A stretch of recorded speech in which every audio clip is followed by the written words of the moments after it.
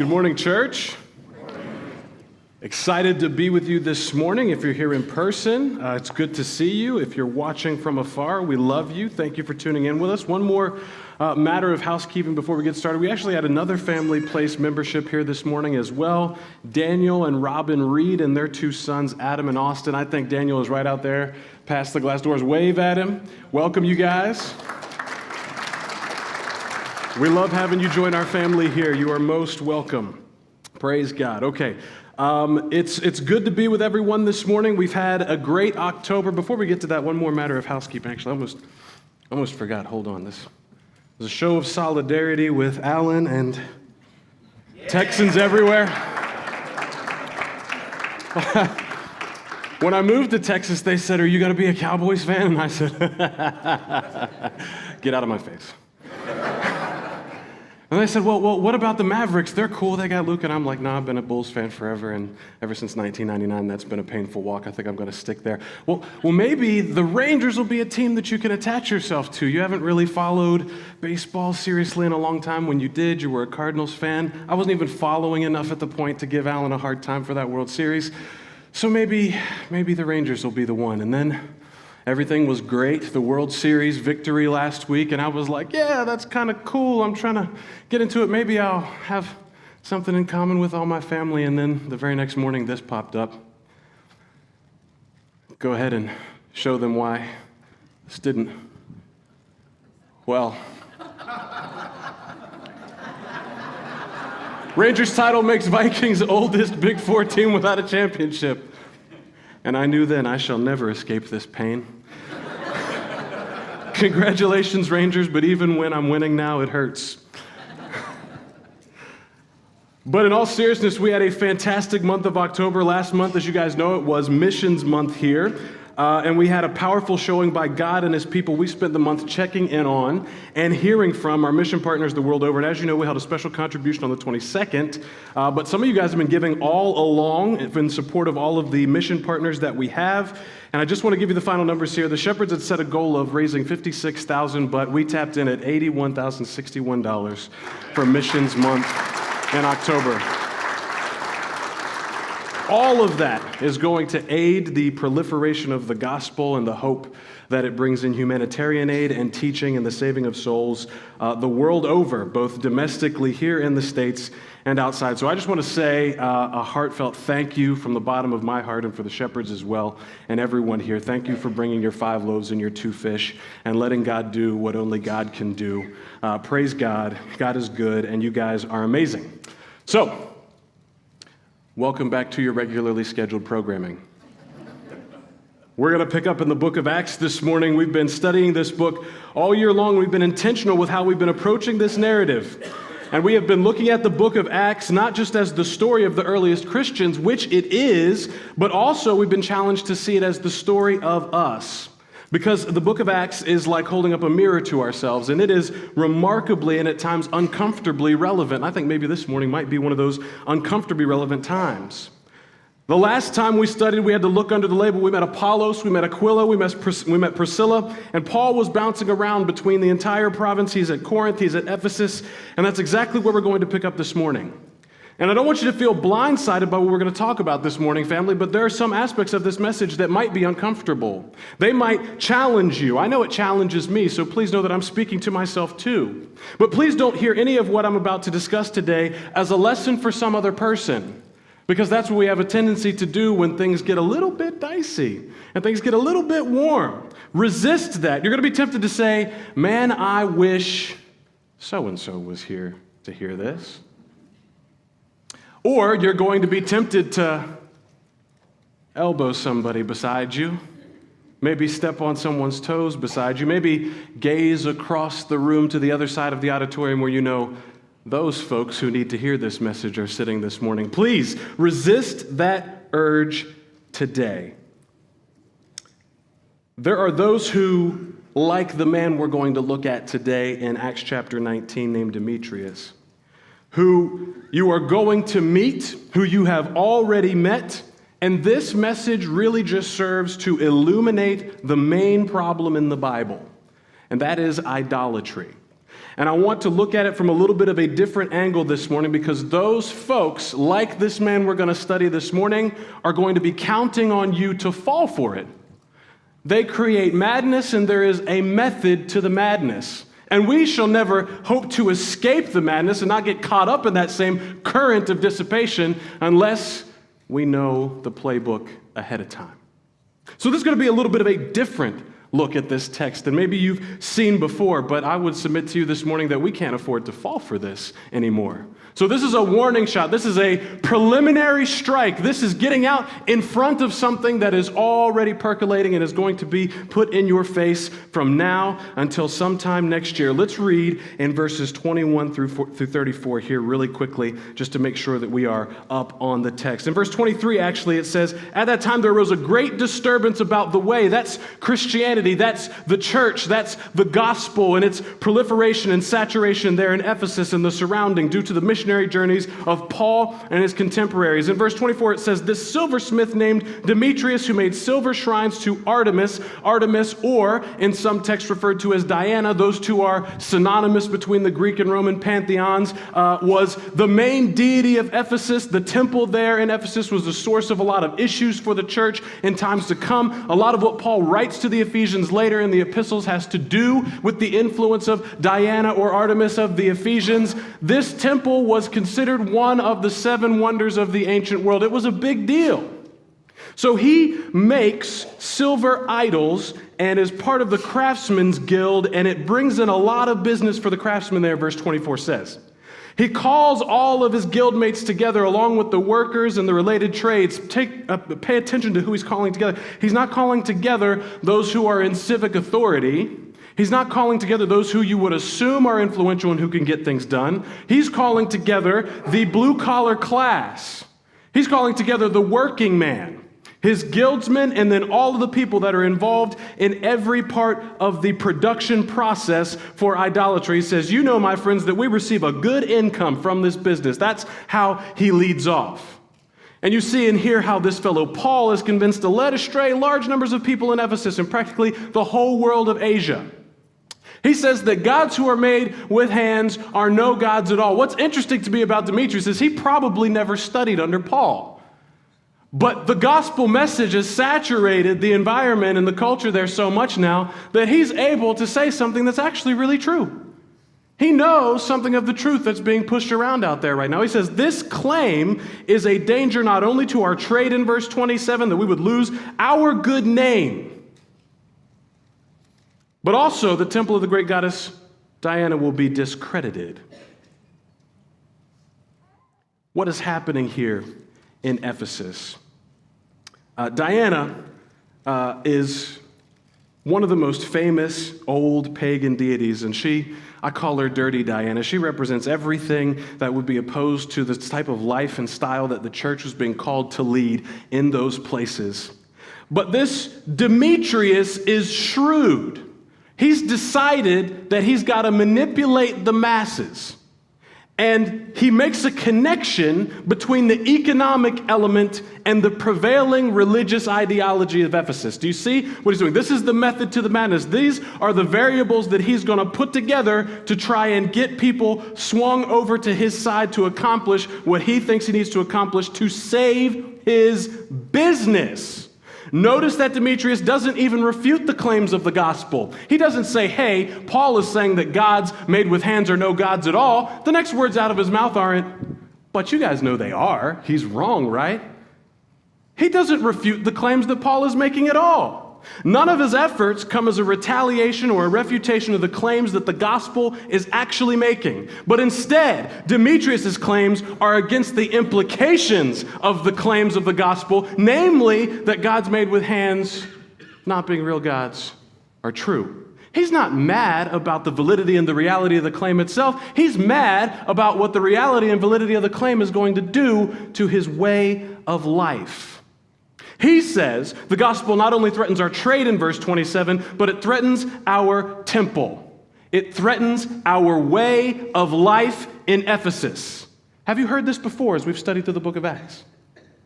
Pay attention, church, because what Demetrius is doing, we have seen before. And he's adding these perfect little elements of necessity to foment this mindless violence and riot that's going to happen in this city. He's perfectly concocting his stew.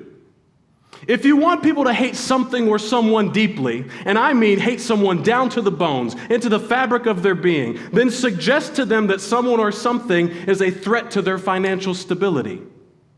There is a good chance that this week you suffered some amount of stress or anxiety because you saw or read something that you perceived as a threat to your financial stability. It's a quick way to get people stirred up. And if you want someone or people to hate something so deeply that they can't even see straight, tell them that that thing threatens their theological beliefs or their philosophy of life. You put two very powerful elements together when you start claiming these things. But if you want people to not just hate somebody or not be able to see or think straight, if you want them to be prepared to shed blood, to be willing to kill without hesitation, then you suggest that these same enemies will weaken the social and political standing of their place by their actions. I want you to think about some group that you feel like you can't stand. Maybe hate feels like too strong of a word because we're in a house of worship and we're not supposed to hate people. I want you to think about the group that you can't stand right now, and I want you to examine what elements exist underneath of that distaste, and you come and tell me after service if it isn't that you feel like they've threatened your financial stability, that they've threatened your religious ideology, or that they've threatened the place and name that you hold dear. Demetrius is playing the oldest card in the book. And it is a card that has been continued to have been played day in, day out, year after year, cycle after cycle. Demetrius says that Ephesus itself will fall if the business of making idols for the temple of Diana falls. He says the region will fall. The province will fall. He's predicting apocalypse based on his economics. What's so crazy to think about this whole deal is that Demetrius does not seem to be motivated one bit by his devotion to Diana, does he? It's not the slightest hint that he felt he has to do this to protect his goddess and his devotion. He leads off by saying, guys, we got a pretty good thing going here.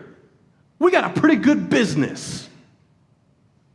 Demetrius needs to be somebody you recognize when they enter the room and they open their mouth. Demetrius needs to be an archetype of a person who you recognize when you turn on the TV or you open your phone. Demetrius is a type of person that has existed in opposition to the gospel and the church and the life we're called to live from the very beginning. And he still exists today. Don't miss this. You got to recognize these people, family. He pretends that he is going to fight on behalf of or for the sake of Diana and of Ephesus and of the people, but he doesn't care a bit about Diana or Ephesus or the people. He cares that the silver keeps pouring into his pockets, that the economy of consumption and production continues on at any cost, that the God of his belly be fed, even if it means unrest, even if it means strife, even if it means violence, even if it means rioting. He will sacrifice anything to see his business continue to go along smoothly. There's no easy way to say this, church, but you are seeing this already, every day. You have seen it again and again and again. Our culture and society is one that knows that anger and angst and fear drives revenue. And they always are stirring the proverbial pot.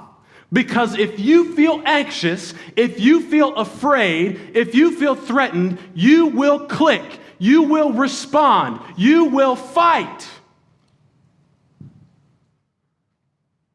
It's not new.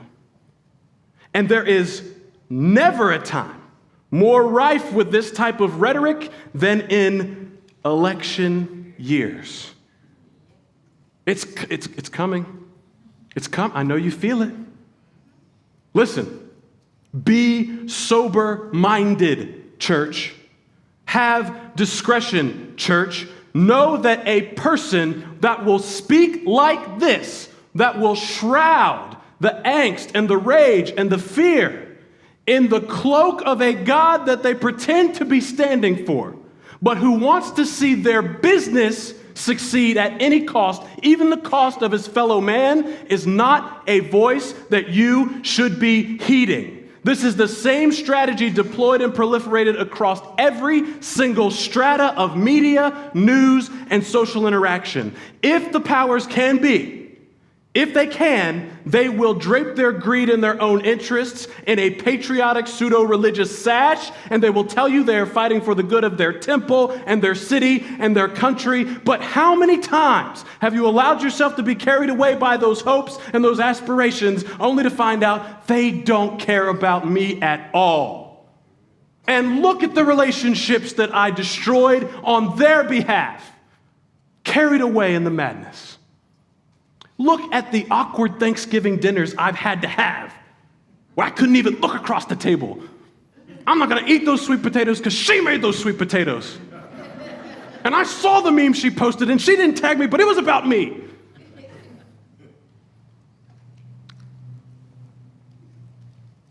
They will do anything to keep the continual flow of commerce that flows right into their pockets and right into their bellies.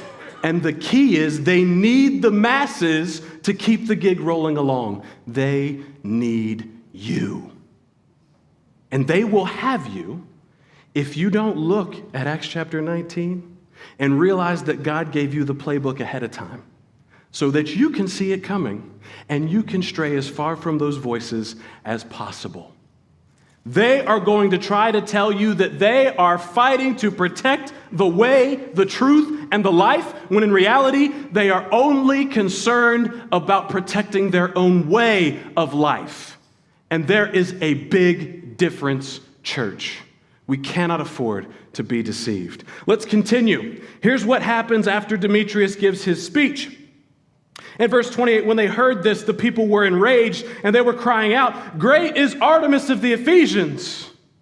So the city was filled with confusion, and they rushed together to the theater. It's one of the great old amphitheaters of the ancient world. There are pictures of it online. It's phenomenal. Thousands of people would have been in attendance there, more than 10,000. So the city was filled with confusion. They rushed into this theater, and they dragged with them Gaius and Aristarchus, Macedonians who were Paul's companions in travel.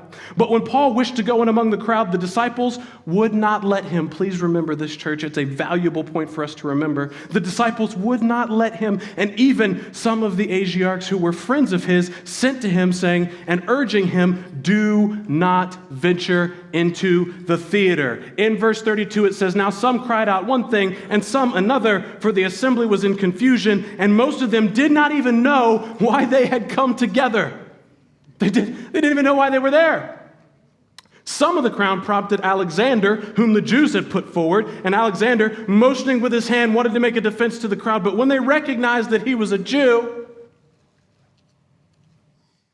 for about 2 hours, they cried out with a loud voice, "Great is Artemis of the Ephesians! Great is Diana of the Ephesians!" What happens after Demetrius' speech reveals an uncomfortable truth about us as people, as humans. Demetrius has successfully plucked a nerve. He's manipulated a place of deep insecurity. And we tend to think naturally that it's the opposite. You would think a riot would happen because people are absolutely devoted to Diana, that they are secure in their beliefs, and they're there to stand and fight for their beliefs. But if you look closely and put yourself in that amphitheater and you listen to the riot erupt and hear their cries, "Great is Artemis of the Ephesians," a man steps forward to try and give some sort of explanation. And when they hear that he is a Jew, they just shout him down, not for 5 minutes until he's quiet, not until he stops trying, but for 2 hours, even after he is gone. There is a desperation in this crowd. They're not secure at all. They are fearful people. The crowds are always highly susceptible to fear. This is why there have been tragedies where someone provokes a crowd into a riot and people literally get run over and trampled to death. They don't die in crowds because they got stabbed or some other act of violence. They die because people are afraid and they panic and they're insecure. And when people are in that state, the first thing that goes is their care and regard for their fellow man. Crowds are always highly susceptible for fear. And this crowd's vulnerability has been exposed, and it is being covered up with the usual suspects. Can you see them? Read how this unfolds one more time. Look at how they respond. Take into account what Demetrius has said to them, what he's playing on, and now the response that we are seeing. Let's break it down. They say, "Great is Artemis of the Ephesians." That's all they know. That's all they care. It's a nationalistic slogan mixed with a religious incantation and bound up with enthusiastic chanting and cheering. It's a nationalistic slogan with a religious invocation, and we just chant it and cheer it until we convince ourselves that this solves our problem. This is a textbook deployment and result of the weaponization of God and country. You don't think about it that way, because when we say God and country, we mean the good guys. But this is exactly what the Ephesians think that they're fighting for. Their God and their country. And the puppet master behind it all needs them to be willing to kill people on a public stage for God and country so that he can continue to line his pockets for a God that he doesn't even believe in. If the irony is lost on you, family, I hope that it becomes clear before we find ourselves in an arena, insecure, fearful, and willing to trample our fellow man because a puppet master behind the strings plucked on the things that make us feel anxious, plucked on the things that make us feel afraid, plucked on the things that are idols in our heart that we have not recognized yet. So that we end up like they were in verse 32. Most of them don't even know why they're there. Why are we here? I don't know. I'm mad. Why are you here? I don't know. People were yelling. It ticked me off. Great as Artemis? Yeah, sure. I feel, I'm here for it. This has happened in our country within the last 5 years. People end up in places of riot and unrest, and they probably never envisioned or planned to be involved in a riot when they went to show up. And it happens to you on a micro scale, because I know you found yourself doom scrolling through your phone for an untabulated amount of time, and 73 minutes later, down in the rabbit hole, on someone's Facebook page that you don't even know, you're about to type the most venomous thing that you can think of to show that this person is an idiot and everybody needs to know. And before you knew it, you were one of the crowd of 375 unhelpful comments. That only resulted in you being blocked and the person keeping the same opinion that you were so mad about. The size of the crowd is never a measure of its strength, church, but always the measure of the vulnerability and their susceptibility to fear. What a crowd really needs is faith, but a crowd that gains faith will shrink in size and become something else. A crowd that actually gains faith enough to diffuse the fear shrinks into a congregation. And a crowd that becomes a congregation, as it were, only happens one heart at a time. So what's so crazy about this entire ordeal, and I've said this before, it's that the more things change, the more people stay the same. And Luke is telling the story of what happened to Ephesus in the first century. And he's not prophesying, he's not predicting the future, but what he's describing right here in Acts 19, the logic on display by Demetrius, the method to the madness underneath of how he orchestrated this riot. And this crowd have gone on to mark the future of not just the Jewish people's existence, but the church's existence and experience it well. This is a dynamic and a strategy that has been deployed against those who would believe in the God of Israel time after time after time. It is the same today as it was that day. And I want you to know even more. The tragic aspect of this is that we Christians have far too long and too often forgotten the difference between being a part of the crowd and being a part of the congregation.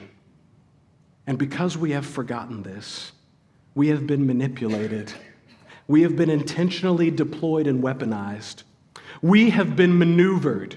We have been drawn into the same kinds of conflicts, driven by the same kinds of idols, dressed in the same facades of God and country. We have been seduced and we've succumbed to the quiet riot, the method behind the madness, the system of connected operations, production, consumption, politics, and profits. What we see Paul and the disciples doing here stands as a call for us to leave the crowd and rejoin the congregation. So what actually does happen for the disciples here at Ephesus that keep them out of this swell of dissipation? If you read in verse 30, you see something interesting. It says that Paul wanted to go in among the crowd, and the disciples did not let him. So I'm here to tell you, every single one of us, every single one of you, need a brother that will hold you back from joining the crowd. You need somebody who can tell you you're getting too caught up in this. If Paul, the apostle, author of most of the New Testament, and the one who planted this church, had people in that church that had permission to grab him by the arm and say, "Not today, Paul. You're not going to accomplish anything there today, Paul. You need to not. No good is going to come of this, Paul." Then every one of us ought to have the humility to have somebody in our life, when they see us getting out of line, when they see that we are stressed, anxious, afraid, insecure, that can say, "Not there. Not there." Yes, you need to have someone that will send you a screenshot and say, "What is that post, bro? Exactly who is coming to Jesus through this? Marcus, what is that?" You need to have someone in your life who has permission to do that. Because if you don't give someone permission, you're going to go out, and when someone tries to speak reason to you and truth to you, you will throw your defenses up and you will hurl accusations at them just like the crowd. So, number one, get somebody like Paul had. Number two, understand that you cannot confront fear with reason and expect to succeed. Here's what I mean by that. When the town clerk had quieted the crowd, in verse 35, he said, "Men of Ephesus, who is there who does not know that the city of the Ephesians is the temple and keeper of the great Artemis and the sacred stone that fell from the sky?" That's the gospel of Artemis. Sounds great. "Seeing then that these things cannot be denied, you ought to be quiet and do nothing rash. For you have sought these men here who are neither sacrilegious or blasphemers of our goddess. If therefore Demetrius and the craftsmen with him have a complaint against anyone, the courts are open and there are proconsuls. Let them bring their charges against one another. But if you seek anything further, it shall be settled in the regular assembly. For we are in danger of being charged with rioting today, since there is no cause that we can give justification to this commotion." You cannot confront fear with reason and expect to succeed. The riot did not go away because Paul went and told them the truth. The riot did not go away because someone stood up and said, "Men and brethren, I know you're afraid, but it's really those people over there who are the problem. And if we just unite against them, we won't." Nobody got up to silence the crowd. Nobody, except another civic authority that they feared more than the fear Demetrius had already put in them. When you are tempted to be drawn into the crowd in the coming months, to enter arguments online or in person, give someone permission to hold you back and pull you back from the brink, because you will not win a soul. You will lose yourself in the madness, and you may well injure the witness and influence of the real way in your efforts. The only way the crowd is diffused is when fear is diffused or accelerated. The only thing that these people listened to was the fear that their actual lives were in danger. There was nothing that was going to push them off fighting for their way of life until they thought they might actually lose their life. So the only way the crowd is diffused is when fear is diffused. And the only thing that can diffuse power and fear bred by idolatry, which is the main problem of the human race from the beginning, is the gospel of Jesus. That's it.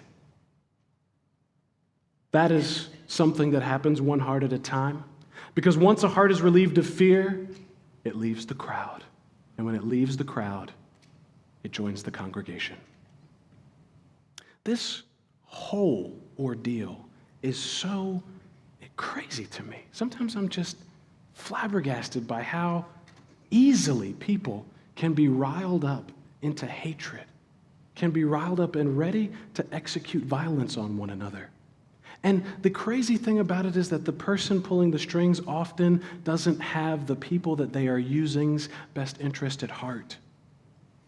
My plea, church, is that you recognize the type of person that Demetrius is, and you study it, and you think on it, and you pray through it, and you continue to think on it, because when that emerges and pops up in your life, in the news, in your hand, on your screen, you have to be able to identify it, because if you don't identify it, you're going to be carried away with the crowd. And there is nothing more tragic than Christians being carried away with the crowd when Jesus died for the congregation.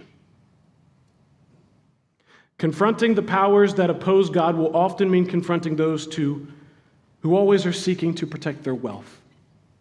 We saw it in Acts 16 with the slavers and the demon-possessed girl. That's how the riot started there. And we see it here yet again. It is a pattern that is easy to miss when you are used to waging war on the exact same grounds. But there's a stark contrast represented here in the events that unfolded in Ephesus, and it's a choice you've got to make every single day. Be sober, be vigilant. Choose to wade into the miasma of confusion, be caught up by fear, choose to go along with the crowd, and wake up wondering one day how we even got here. Or we can choose the way. It's up to us. Will we be a people here at Leander that follows the crowd? Or will we be a people here at Leander that is rock solid as a congregation? How do we choose the congregation? We see that what happens in Ephesus is just the logical outcome of idolatry. Whether it is God or country or way of life, there's always a price to pay for idolatry, and it's always higher than the price that it promises to deliver to you. It breeds slavery, it breeds confusion, it breeds fear. And it will have people rushing into a crowd crying for blood and not even knowing why they are there. But there's always a price to pay. The way to reject the crowd and join the congregation is to remember that Luke wrote this book of Acts, yes, but he also wrote another book. And in that book, his gospel, he talks about a man who stood in the midst of the crowd, all ready for you. We don't have to join the crowd. We don't have to stand in front of the crowd. We don't have to make a defense in the crowd because Jesus already did. Because there was another howling mob, and there was pressure that a way of life was coming to an end. And there was the similar threat that Rome was going to come down on them if they didn't do something to fix it. And underneath all of it was idolatry. Your idolatry, my idolatry, their idolatry. And the cost and the payment was exacted on that day. Once and for all, for the congregation, not the crowd. Such that Paul's followers could say, we don't have to go in there, man. And such that I can say before you today, you don't have to do that. You don't have to go in there. You don't have to submit to fear. You don't have to submit to panic. You don't have to follow the idols of this world. You don't have to brave the crowd. He did what you couldn't do. He's not a God that's made with human hands.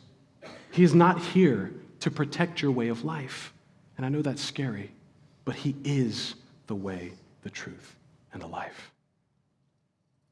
Choose the way. Choose him. Choose the congregation over the crowd. Choose hope over fear, certainty over confusion, and the Jesus who stands victorious over every single idol of our time. Choose him today, if you haven't already, and then wake up tomorrow, come what may, and choose him all over again. If we can serve you, please come as we stand.